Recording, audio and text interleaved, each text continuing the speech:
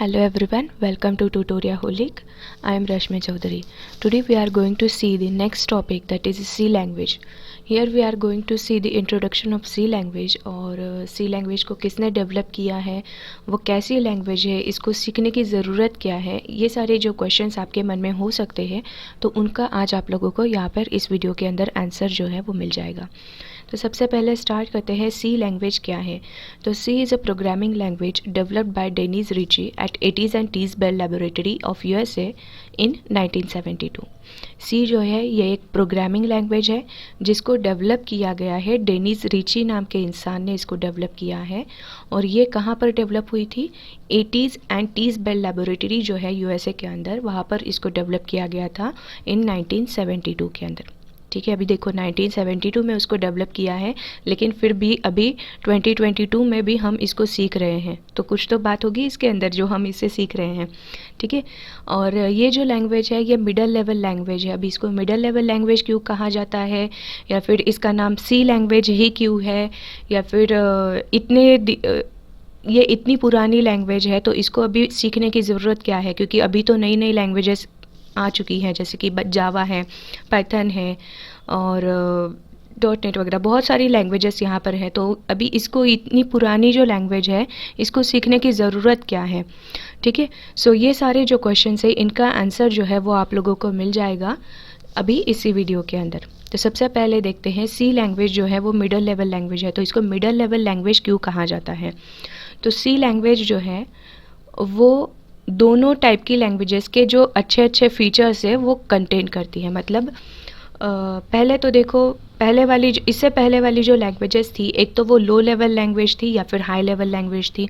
ठीक है, सो दोनों को, एक तो लो लेवल लैंग्वेज की अगर हम बात करते हैं तो उसके जो फीचर्स है, उसके अंदर जो फीचर्स दिए हुए हैं वो बहुत ज़्यादा कम थे। ठीक है, हाई लेवल लैंग्वेज की अगर बात करते हैं तो वो बहुत ज़्यादा कॉम्प्लिकेटेड हो जाती थी, उसके अंदर फीचर्स बहुत ज़्यादा इंक्लूड कर दिए थे तो वो बहुत ज़्यादा कॉम्प्लिकेट हो जाती थी। ठीक है, सो ऐसी लैंग्वेज बनाने की यहाँ पर कोशिश की गई थी कि जो आप लोगों को हाई लेवल लैंग्वेज और लो लेवल लैंग्वेज दोनों के जो फीचर्स है वो अच्छे से आप लोगों को, दोनों के जो बेस्ट फीचर्स है वो आप लोगों को प्रोवाइड करें। ठीक है, सो इसलिए डेनिस रिची ने सी लैंग्वेज जो है वो बनाई और उसके अंदर हाई लेवल लैंग्वेज और लो लेवल लैंग्वेज दोनों के जो बेस्ट फीचर्स हैं वो वहाँ पर इंक्लूड कर दिए। ठीक है, that's why it is called as the middle level language. इसलिए इसको क्या कहा जाता है? मिडल लेवल लैंग्वेज इसको कहा जाता है। ना लो लेवल है ना हाई लेवल है, ये मिडल लेवल लैंग्वेज है। ठीक है, एक क्वेश्चन का आंसर आप लोगों को मिल गया कि उसको मिडल लेवल लैंग्वेज क्यों कहा जाता है। अभी जाते हैं दूसरे क्वेश्चन की ओर। सी लैंग्वेज जो है वो अल्गोल, बीसीपीएल और बी लैंग्वेज जो थी ऑलरेडी डेवलप्ड, इनसे उसको इवॉल्व किया गया है। ठीक है, ऑलरेडी यहाँ पर बहुत सारी लैंग्वेजेस जो थी वो डेवलप हो चुकी थी इससे पहले। जैसे कि यहाँ पर अगर हम देखते हैं तो अल्गोल जो थी वो 1960 में डेवलप हो चुकी थी, जिसको इंटरनेशनल ग्रुप ने डेवलप किया था। ठीक है, बीसीपीएल जो थी उसको 1967 में उसको डेवलप किया था मार्टिन रिचर्ड्स ने। ठीक है, और फिर 1970s के अंदर बी लैंग्वेज जो थी वो डेवलप हो चुकी थी, जिसको केन थॉम्सन ने डेवलप किया था। ठीक है, उसके बाद आपकी आ जाती है 1972 में ट्रेडिशनल सी। ठीक है, जिसको डेनिस रिची ने डेवलप किया था। ठीक है, उसके बाद भी बहुत सारी लैंग्वेजेस जो है वो डेवलप हो चुकी है, लेकिन फ़िलहाल तो हमारा जो फोकस है वो सी के अंदर है, सी के ऊपर है। इसलिए हम 1972 में जो सी लैंग्वेज को डेवलप किया गया उसकी बात करते हैं। ठीक है, सो इसको सी नाम ही क्यों दिया गया, ये आपका दूसरा क्वेश्चन हो गया। ठीक है, सो इसको सी नाम ही क्यों दिया गया। अभी अब अगर आप देखते हो तो अल्गोल पहले से डेवलप है, बीसीपीएल है, उसके बाद में जो लैंग्वेज आ गई थी वो बी लैंग्वेज थी। ठीक है, सो अभी हाई लेवल और लो लेवल दोनों के मिला के एक नई लैंग्वेज बनाई है, तो उसको नाम क्या दिया जाए। तो हो सकता है कि डेनिस रिची साहब ने ऐसा सोचा होगा कि भाई बी लैंग्वेज ऑलरेडी आ गई है, तो बी के बाद अगर हम अल्फ़ाबेटिकली जाते हैं तो आपका आ जाएगा सी, इसलिए उन्होंने सी लैंग्वेज इसको नाम दे दिया होगा। ठीक है, और अभी तीसरा क्वेश्चन आपका ये था कि ये इतने पुरानी लैंग्वेज है, 1972 में उसको डेवलप की गई है, तो अभी तो उसके बाद बहुत सारी नई लैंग्वेजेस आ चुकी है, तो इसको पढ़ने की ज़रूरत क्या है। ठीक है, तो भाई सी लैंग्वेज को कम मत समझना, क्योंकि सी लैंग्वेज ऐसी लैंग्वेज है जिसके अंदर आपकी जो यूनिक्स ऑपरेटिंग सिस्टम है ना, ये यूनिक्स ऑपरेटिंग सिस्टम आपकी पूरी सी लैंग्वेज में लिखी हुई है। ठीक है, सो इसको कम मत समझने की कोशिश करना। ठीक है, इसके कुछ फीचर्स मैं आपको बता देती हूँ। पहले तो ये बताती हूँ अल्गोल जो था उन्होंने क्या किया। Algol give the concept of structured programming. ठीक है, स्ट्रक्चर्ड प्रोग्रामिंग का जो कंसेप्ट था वो आपका अल्गोल जो लैंग्वेज थी उससे आप लोगों को मिल जाता था। देन सी लैंग्वेज जो है वो आपकी मिडिल लेवल लैंग्वेज है, और इसको सबसे ज़्यादा क्यों यूज़ किया जाता है या फिर इसको प्रेफरेंस क्यों दिया जाता है, अभी तक इसको हम क्यों देख रहे हैं, क्यों इसको पढ़ रहे हैं, तो इसके बहुत अच्छे अच्छे फीचर्स हैं। जैसे कि ये जो सी लैंग्वेज है, ये इसके अंदर जो प्रोग्राम्स लिखे जाते हैं ना वो बहुत ज़्यादा इफ़िशिएंट होते हैं और फास्ट होते हैं। ठीक है, दूसरा इसका फीचर है कि इसके अंदर 32 कीवर्ड्स आप लोगों को प्रोवाइड किए हुए हैं। ठीक है, सी जो है वो हाईली पोर्टेबल लैंग्वेज है, और C language is well suited for structured programming. अगर हम स्ट्रक्चर्ड प्रोग्रामिंग की बात करते हैं तो इसके लिए भी आपकी सी लैंग्वेज जो है वो बहुत अच्छे से आप लोगों को सूट करती है स्ट्रक्चर प्रोग्रामिंग के लिए। ठीक है, और दूसरी लास्ट वाला एक फ़ीचर आप लोगों को यहाँ पर बता दूँ कि सी की जो एबिलिटी है खुद को एक्सटेंड करने की वो बहुत ज़्यादा अच्छी है। मतलब इसके अंदर कुछ लाइब्रेरी फंक्शंस उन्होंने ऑलरेडी दे के रखे हैं, और उनको बस आप लोगों को वो लाइब्रेरी फाइल जो है उसको कॉल करना है आपके प्रोग्राम में, और आपको वो उसके अंदर जो भी फीचर्स है, जो भी फंक्शंस वहाँ पर डिफ़ाइन किए हुए हैं, उनको आप वहाँ पर यूज़ कर सकते हो। सो इस वे से वो खुद को एक्सटेंड बहुत अच्छे से कर लेती हैं। सो ये कुछ उसके फीचर्स हो गए जो सी लैंग्वेज को अब तक यूज़ करने के लिए हेल्प कर रहा है, अब तक उसको फ्लो में रख रहा है।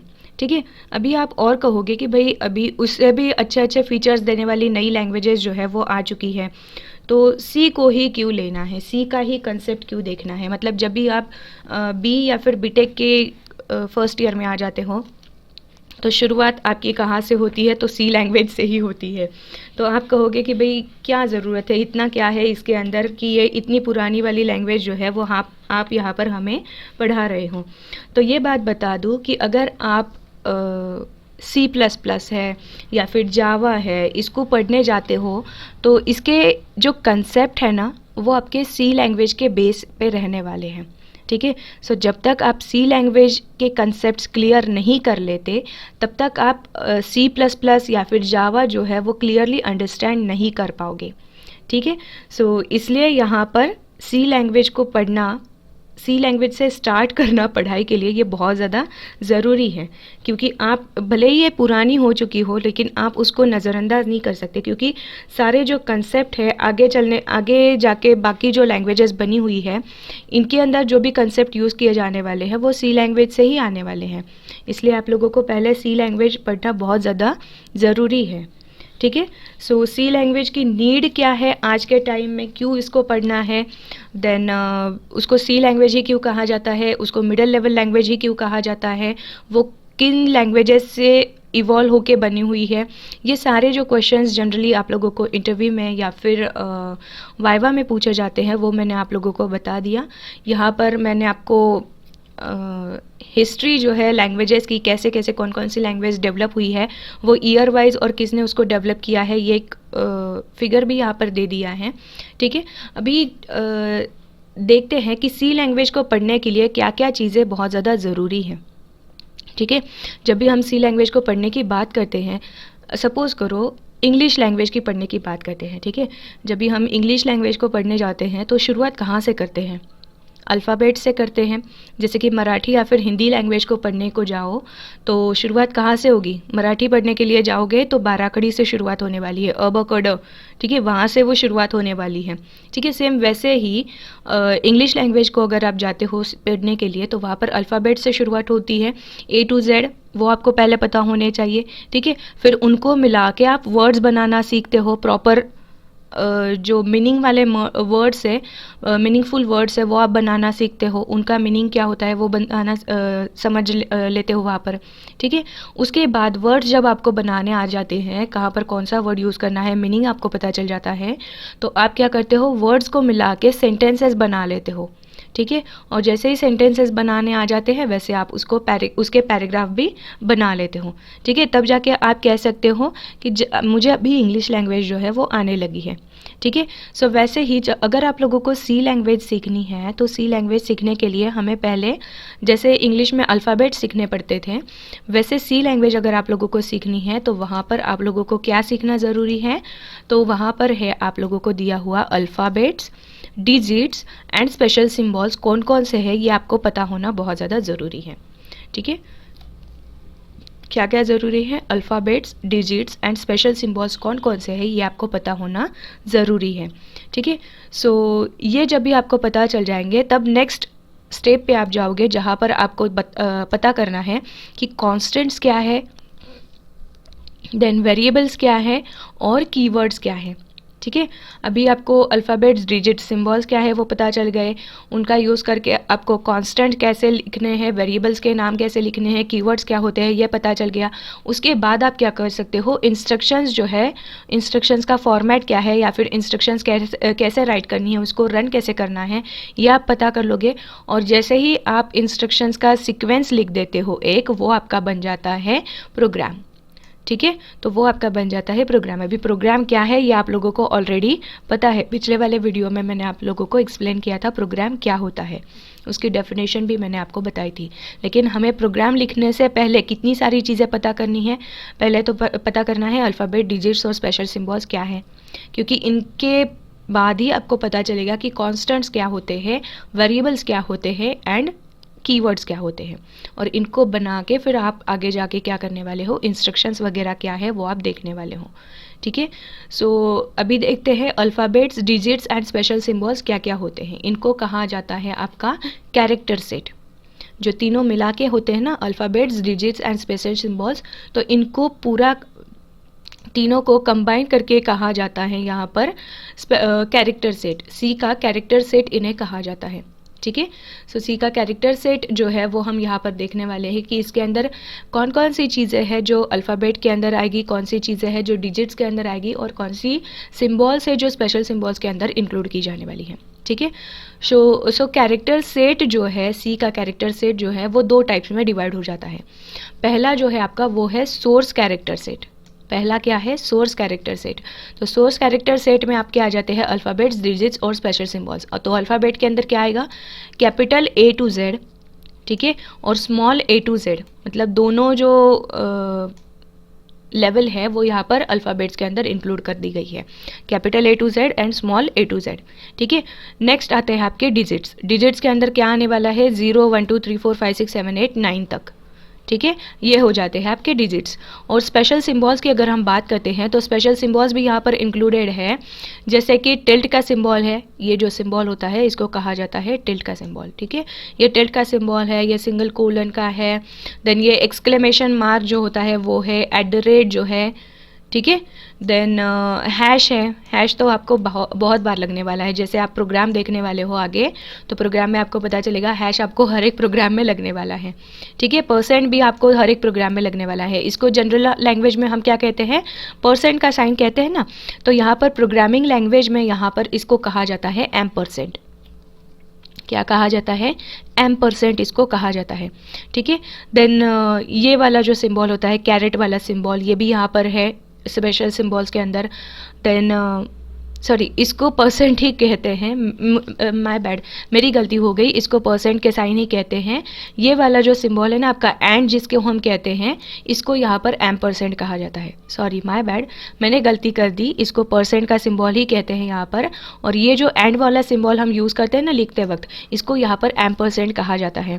और जनरल लैंग्वेज में हम मल्टीप्लिकेशन का जो साइन होता है वो ऐसे यूज़ करते हैं, लेकिन यहाँ पर मल्टीप्लिकेशन का साइन कैसे यूज़ किया जाएगा, तो ये जो स्टार वाला सिंबल होता है ना आपका, जनरली 8 वाला जो की होता है कीबोर्ड के ऊपर, उसके ऊपर होता है स्टार वाला सिंबल, तो ये यहाँ पर मल्टीप्लिकेशन के लिए यूज़ किया जाएगा। इसको यहाँ पर स्टार वाला सिंबल ना बोलते हुए इसको एस्ट्रिक कहा जाता है।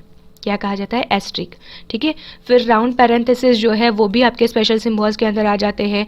देन अंडरस्कोर जो है, अंडरस्कोर है या फिर डैश है या फिर मल्टीप्लिकेशन का साइन है।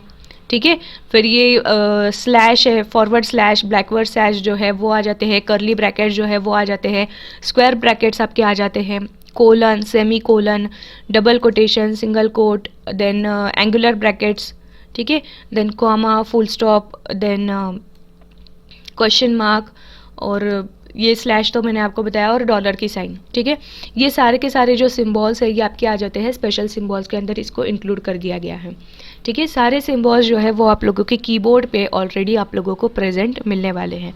ऐसे नहीं है कि वो उसको कहा और से लेके आना है, कीबोर्ड के ऊपर ऑलरेडी आप लोगों को ये सारे सिम्बॉल्स दिए हुए हैं, ठीक है।